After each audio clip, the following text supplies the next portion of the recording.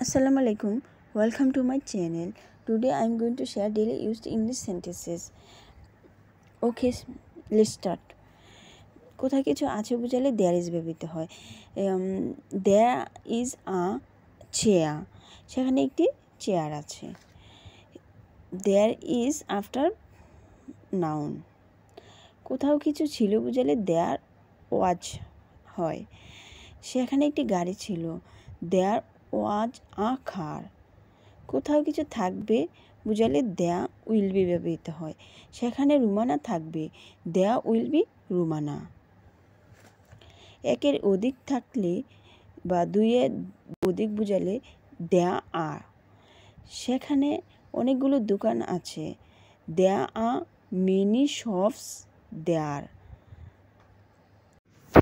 একের অধিক বা দুইয়ের অধিক ছিল বুঝালে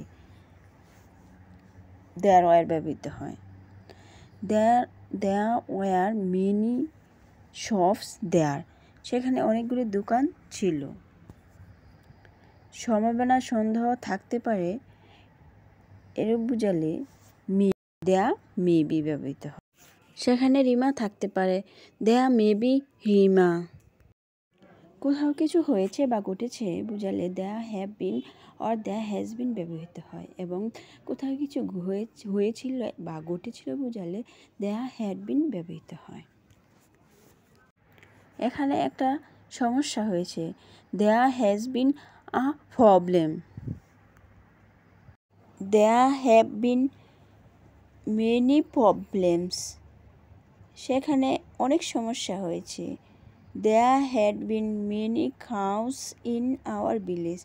আমাদের গ্রামে অনেক গরু ছিল। Thanks for watching and listening my video. আল্লাহ হাফেজ। আসসালামু আলাইকুম।